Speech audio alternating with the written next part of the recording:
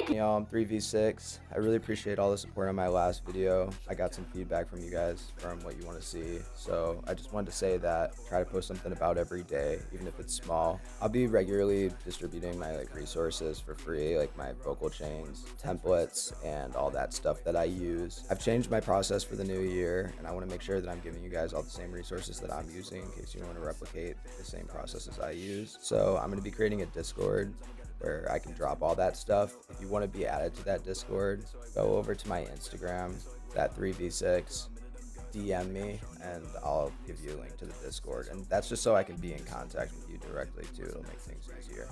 All right, anyways, let's get into it. I got some feedback saying that we wanted to do more in-depth mixing and mastering tutorials on this new gen sound. This song is called Water and Fire.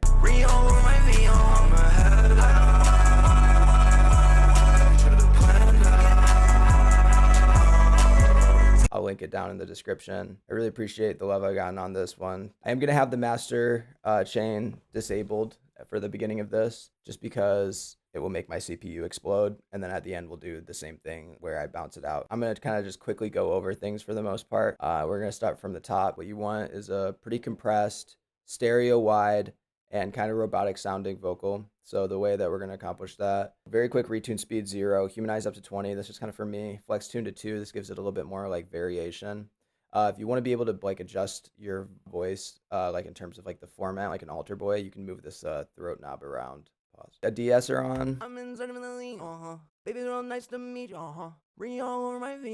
Pretty standard. RVox. This is just a compressor and a gate. Threshold of 9. We're getting like baby girl, nice to meet you. 6 decibels of compression, it seems. That's pretty standard. I have a Pro Q3. This is just like for my room. This just kind of makes it. Baby girl, nice to meet you. It just kind of helps my mic sound better. This is my EQ that shapes everything. Baby girl, nice to meet you. Thins out the vocal quite a bit, gives it some more airiness. I have another compressor. So this compressor is essentially grabbing the initial loud parts of the vocal or any of the louder consonants, beginnings of words, stuff like that, grabbing them, kind of squishing them down while leaving the rest of the vocal. Ratio of 3, attack of 1 millisecond, release of 0.1, really fast release. Pretty standard. I have a CLA, like an LA2A, the Waves 1. 2 decibels of compression pretty much across the board. Squishing it all back together. Obviously giving it some gain. The most important EQ. After that, I have some saturation, mainly saturating the mids.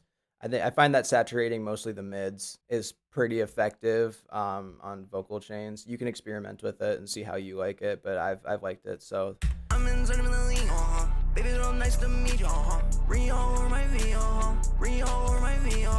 so I kind of want to beef up the vocal a little bit, so I'm gonna add some parallel compression.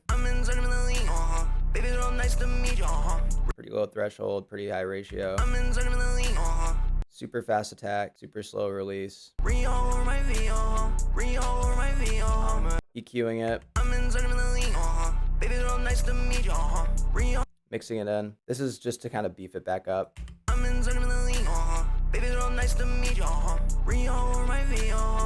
It's pretty subtle. I have a reverb. This reverb, again, really short decay times.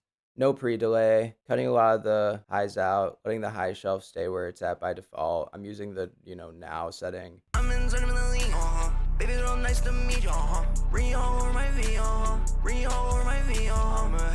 It gives it just a little bit of spray after the words. Defining sound for this new gen, a lot of these guys are doing is doubler, creating something kind of wide, just applying it, mixing it in. The way that I kind of determine how to do this is I'll have it all the way up. I'll turn on my EQ. I'll kind of just like figure out where I want my.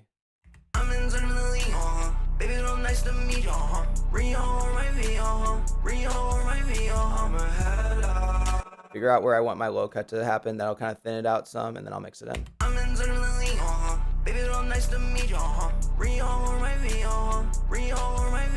Pretty much got it exact. I have a quarter delay going. Decent high pass going on it, keeping the delay in mono. Really short feedback. It's giving like one spray. Okay, so for this part of the song, trick I do quite a bit. Take any of your favorite reverbs, turn the mix up decently high, not crazy. You can wash it out if you want. Low cut it and then put a trem on it and just adjust to taste.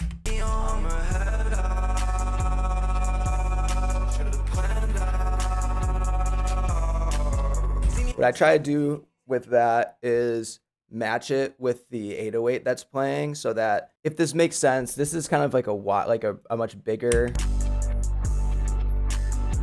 like it's kind of, it has more harmonics going, and I kind of want it to feel like the 808 is, the vocal is shaking with the 808. So we'll do the ad libs at the end because they're just ridiculous. Really, the libs are pretty much the exact same thing, except for they don't have the, I'm not sending them really to anything other than just some effects that I have going on right here. This is just like a pan, an EQ, some stereo with a reverb, and I think that reverb automates too. So I'll just turn that on. Just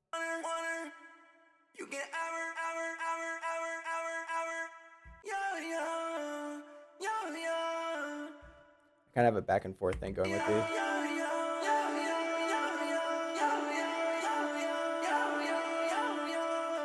I'm automating my vocal master to turn up during this part. That way that it like kind of fades in. This is just the pre-master. There's some reverb on my main vocals that is starting at the beginning.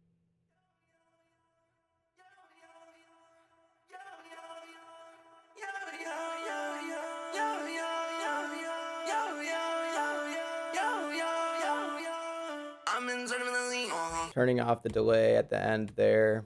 Pretty basic effects stuff that I covered in my last video. All right, let's move on to some of the more of the important stuff. I'm gonna go ahead and turn this off for now. I'm just gonna be focusing on vocals.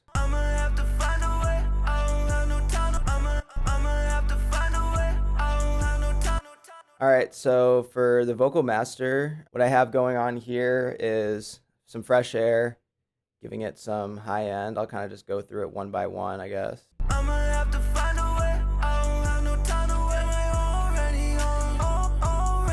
These are all pretty small changes, incremental changes. De-esser. Anytime I use fresh air, I put a de-esser after it. I just feel like it helps. A little bit of stereo width.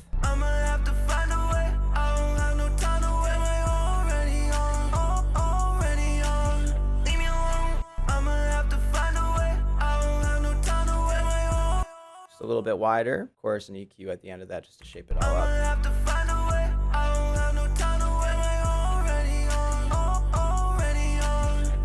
Controlling the highs and low mids is kind of the name of the game when you're doing this much processing. I feel like after a while, adding all of these plugins together does tend to create some harshness, especially in the high end. And so you kind of just have to play this game of tug of war, give and take, of making sure that it doesn't overtake everything. I know that was the main thing that people wanted to see was mastering again. So we're going to focus on that for you guys here. This is just the same. This is everything that it was there before. It's just bounced out. All right, so I'll show you how I got there. I want to make sure that you guys are seeing loudness as well as the frequency spectrum during this process because it's really important. This is how I mastered Water and Fire. Pay attention to our LUFs and the frequency range.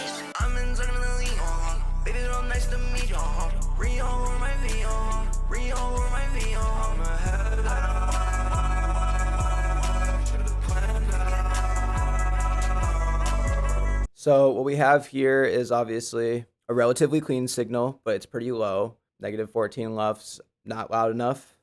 This new gen sound is definitely like very loud. So one of the first things I like to do sometimes with these songs, especially just to kind of squeeze them together, is to give it just a little bit of either parallel compression or just compression in this case. When you're doing compression on your mix bus or mastering insert, pretty much always recommend turning your attack up as high as you can because you don't want to be squishing together your transients as much. There are probably definitely exceptions to this, but for this instance, I was just doing a light amount of compression. It's ratio of 2. Threshold, it's just barely doing anything. Baby girl, nice to meet you.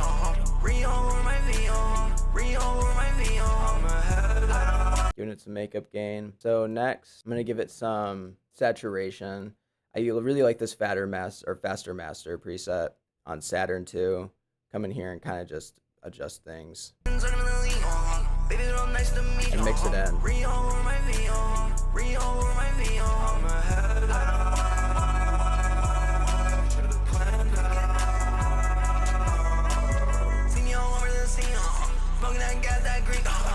That's giving it some more stereo width. A lot of the saturation is mid-side, just kind of giving more of the stuff that matters to be in the stereo field, like your high end, what you want it to be a little bit in the stereo field, but there's also a lot of like transients in the beat from hi-hats and stuff, so you don't want too much.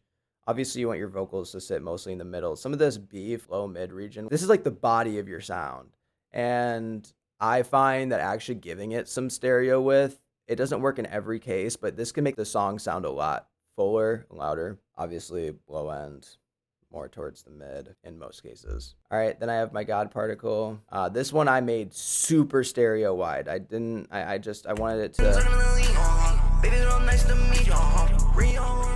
All right, let me make some clear. When using plugins like these, you kind of need to know what's going into them. God particle is kind of a black hole where like we don't know exactly what's going on with it. We know there's an EQ. This is obviously some stereo. This amount controls the stereo width and the OTT, I'm pretty sure, or the multiband compression, I should say. There's also a limiter. You have an input gain, obviously the amount that you can push the limiter, and an output. I don't like the limiter in God particle all that much. I do use it sometimes, but for quick mixes, but for the most part, I bypass this limiter. This EQ I kind of use to hit these. All these boxes inside of God particle, you're trying to hit them with your levels. The high doesn't really matter. And you can see I'm already kind of hitting it as it is, this low one, but I wanted it to be like well in there, and I also wanted to feel the bass a lot. I wanted this to be a bassy song. So that's all I really do with God particle. This 200%.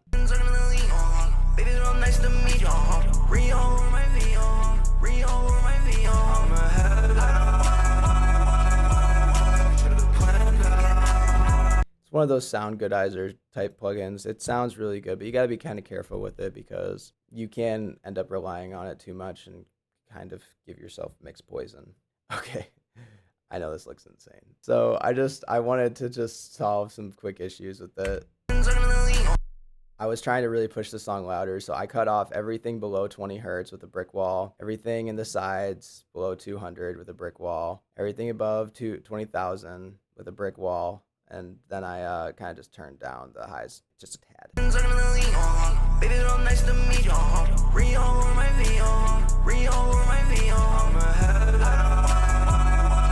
You'll notice that when you give low end a high pass filter on the master, it actually makes the bass louder. I know that's very counterintuitive. Obviously, I mean, if you were to move it more, like if you were to move it like, you know, over here, that would not be the case. But when you do it just in this rumbly area, the human ear can't hear this. Speakers usually can't even reproduce them very well unless they're very high end or big speaker systems. So what it'll end up doing is just preventing the speaker from being able to properly project the low end because it'll have all this rumble it's trying to get out. So you will notice that when you turn this on,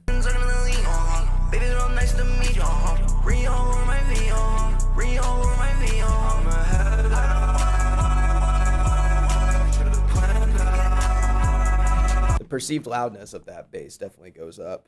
Now, something to take note of when you're doing stuff like that. The low end, that high pass filter does create a phase issue. I didn't care for this song, but I want you to be aware when you're doing this that, you know, any type of high pass filtering in any case introduces phase correlation issues. Usually it only matters if it's like on a mixed bus track or if you're going to be doubling or summing or any of that stuff afterwards where, you know, parallel processing type of thing. That's the only time that it really matters. I didn't hear much of a difference here, so I just didn't care. High end, same thing. You won't hear much of a difference on this one.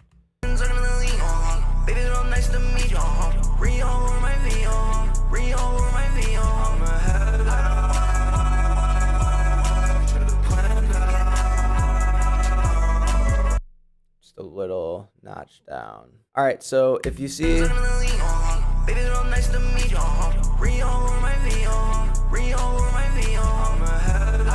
I like this frequency spectrum a lot better for this new age sound. We have really large bass signal, our mids are competing, and then you can still hear the drums in the high end. This is also important for the next process we're going to do, because we're going to be using a clipper and a limiter to try to get distortion out of this low end area without really affecting any of the rest of the song. So we're going to clip. So I'm going to clip at negative 3.5 decibels. So that pretty much says anything that gets above this negative 3.5 region right here, which before we were definitely in. We're clipping at this point.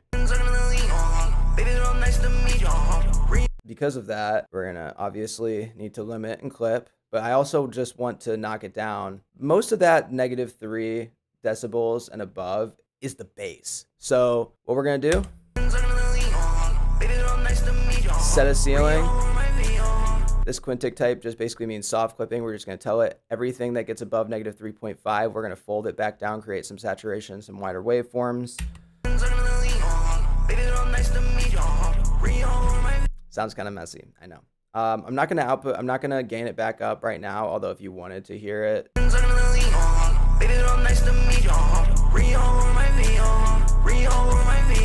Pretty dirty, right?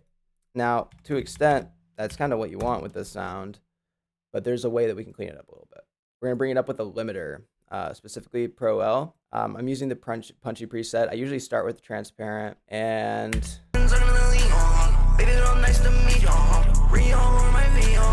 I find that using a proper limiter like FabFilter's Pro L has a higher tendency to just be more forgiving with some of the saturation and distortion that we're applying. At the same time, it is what we want. So I'm just trying to get it really loud. I want it to sound distorted.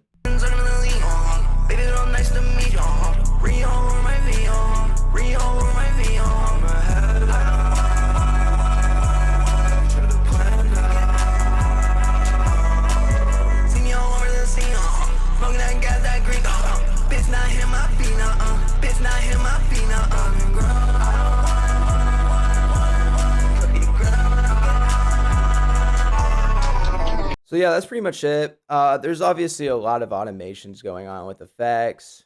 The way I tracked it was kind of funky. I'm not using this tracking thing anymore. And I know that this was kind of chopped a little bit just because of the CPU usage on this project. I just thought that this would be a good example of showing how to use this master chain. Now, that being said, I have kind of changed my mastering process. It's still the same line of thinking, but I have a little bit more give and take now. If you guys want this master chain, I don't know if you have access to all these plugins, but even if you just want this just to be able to see it, or if you ever want to send in tracks for me to just throw a mastering chain on and try to squeeze it all together for you real quick, I can do that. Again, you can just follow me on Instagram. I'll have it linked in the description, and we'll get you in the Discord, and I hope like everybody who gets in there, we can all just be sharing files and stuff. I do plan on making a few more shorter tutorials. I just wanted to get this one out to show the idea of this mastering chain and kind of give us a baseline, because every day when I go over stuff now, we can kind of start to expand on these concepts and do different things. This is just basically like a good example of a lot of the tools that I have in my tool belt that I'll pull out to accomplish a sound. I think it's important to note that although there are things that are generally accepted to be the correct way to mix and master a song that are widely accepted by the general public, there really is no right or wrong with this stuff. And if it sounds good to your ear, it probably will sound good to somebody else's. If you're trying to accomplish the task of fitting into a certain category, that's when the limitations apply to you. But even then, they can be broken. I think that if you want to make your own sound, or if you want to do your own iteration on a sound, it's perfectly acceptable to go outside of the bounds and to kind of push things in your own direction. And I think that that has a place somewhere. If you guys have any questions about this, go ahead and ask them in the comments. I'll be glad to answer them. I'll be making some more like quick tutorials about some of the just workflow stuff that I do. Try to make my life easier and make your life easier in the future. And yeah, check out the song on SoundCloud at 3 Feet 6. I'll have it linked in the description. Thanks for watching.